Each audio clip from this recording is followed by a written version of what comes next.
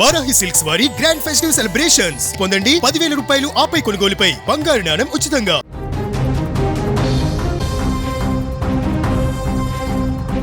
ఉత్తర Atlantic మహాసముద్రం ఇప్పుడు అగ్నిగుండంలా మారుతుంది.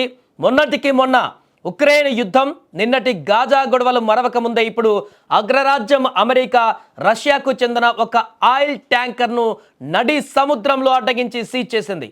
రష్యా జెండాతో వెళ్తున్న మారీమెరా అనే ట్యాంకర్ను అమెరికా బలగాలు తమ అదుపులోకి తీసుకున్నాయి.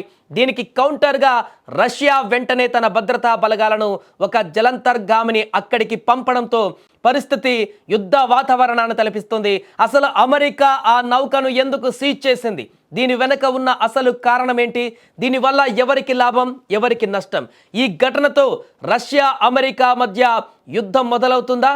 మారీమెరా, దీని పాత పేరు బెల్లావన్, ఈ నౌక వెనుజులా నుండి ఆయిల్ను తరలించడానికి ప్రయత్నిస్తుంది. కానీ వెనుజులా ఆయిల్ ఎగుమతులపైన అమెరికా ఆంక్షలు విధించి ఒక రకమైన బ్లాకేడ్ను అమలు చేస్తోంది. అయితే ఈ నౌకను అమెరికా కోస్ట్ గార్డ్ గత కొన్ని వారాలుగా వెంబడిస్తుంది.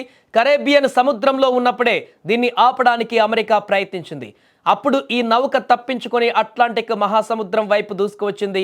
ఇక ఆ సమయంలోనే ఈ నౌక పేరును మార్చి దానిపై ఉన్న జెండాను మార్చేసి రష్యా జెండాను పెయింట్ వేసుకుంది. అంటే నేను ఇప్పుడు రష్యాకు చెందినటువంటి నౌకను నన్ను ముట్టుకుంటే రష్యాతో గొడవ పెట్టుకున్నట్టే అని అమెరికాకు అక్కడ సిగ్నల్ కూడా ఇచ్చింది. అయినా కూడా అమెరికా వెనక్కి తగ్గకుండా ఉత్తర అట్లాంటిక్లో ఐస్లాండ్ దగ్గర ఈ నౌకను సీజ్ చేసింది. దీనికి బ్రిటన్ సహకరించడం అగ్నికి ఆజ్యం పోసినట్లయింది. రష్యా, ఇరాన్, వెనిజులా వంటి దేశాలు అమెరికా ఆంక్షలను తప్పించుకోవడానికి కొన్ని వందల నౌకలను సీక్రెట్గా నడుపుతున్నాయి. వీటినే షాడో ఫ్లీట్ అంటారు.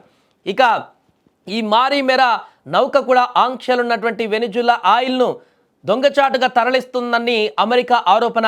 అందుకే దీన్ని బ్లాక్ లిస్ట్లో పెట్టామని కూడా అమెరికా చెబుతుంది. దీనికి తోడు చేజింగ్ జరుగుతున్నప్పుడు మధ్యలో జెండా మార్చుకోవడం అంతర్జాతీయ చట్టాల ప్రకారం నేరమని, అందుకే అది రష్యా నౌక కాదని, దానికి ఏ దేశము కూడా లేదని అమెరికా వాదిస్తుంది. మరోపక్క అమెరికా పైన చర్యలపైన రష్యా కూడా ఘాటుగానే స్పందిస్తుంది. ఇప్పటికే రష్యా ఈ నౌకకు రక్షణగా ఒక న్యూక్లియర్ సబ్మెరైన్ను, యుద్ధ నౌకలను ఆ ప్రాంతానికి పంపింది. మా జెండా ఉన్న నౌకను సీజ్ చేయడం అంటే పైరసీ చేయడమే అని రష్యా మండిపడుతుంది. రాబోయే రోజులలో రష్యా తన ఆయిల్ ట్యాంకర్లకు నేవీ ఎస్కార్ట్ పంపడం మొదలు పెట్టొచ్చు, లేదా బ్లాక్ సీలో అమెరికా లేదా ఐరోపా నౌకలను కూడా టార్గెట్ చేయవచ్చు. మొత్తానికి సముద్రం మీద ఆధిపత్యం కోసం జరుగుతున్నటువంటి ఈ పోరు ఎక్కడికి దారి తీస్తుందో చూడాలి. సో పూర్తిగా ఈ యొక్క చర్యలను, అమెరికా చర్య సరైనదా కాదా అనేటువంటి విషయానికి సంబంధించినటువంటి చర్చ కొనసాగుతుంది. ఈ అంశం పట్ల మీ అభిప్రాయం ఏంటో కూడా తెలియజేయండి. అమెరికా దుందుడుకు చర్యలు రాబోయే రోజులలో ఎలాంటి పరిణామాలకు దారితీస్తాయి? ఇప్పటికే పూర్తిగా అన్ని దేశాలపైన నియంత్రణ చేయాలని భావిస్తున్నటువంటి అమెరికా నేరుగా అటు రష్యాతోనే తలపడేందుకు సిద్ధమవుతున్నట్టుగా దీంతో అనుకోవచ్చా? ఒకవేళ రష్యా నేరుగా ఇక అమెరికాను అటాక్ చేసేటువంటి పరిస్థితి ఉంటే ఎలాంటి పరిణామాలు రాబోతున్నాయి? మూడో ప్రపంచ యుద్ధానికి దారితీసేటువంటి అవకాశాలు ఏమైనా కనిపిస్తున్నాయా? ట్రంప్ తీసుకునేటువంటి ఇలాంటి నిర్ణయాలు రాబోయే భవిష్యత్తులో అంతర్జాతీయ సమాజంలో తీవ్రమైనటువంటి ఒడిదుడుకులకు కారణమయ్యేటువంటి అవకాశాలు కనిపిస్తున్నాయా?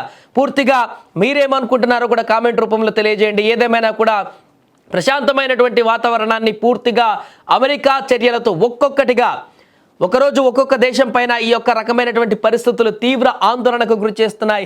ఏ క్షణమైనా మూడో ప్రపంచ యుద్ధం రావచ్చేమో అనేటువంటి సంకేతాలు స్పష్టంగా కనిపిస్తున్నాయి. సముద్రంలో ఈ నౌక పైన చేసినటువంటి దాడితోటి ఇప్పుడు తీవ్రమైనటువంటి ఉద్రిక్తతలు నెలకొన్నాయి.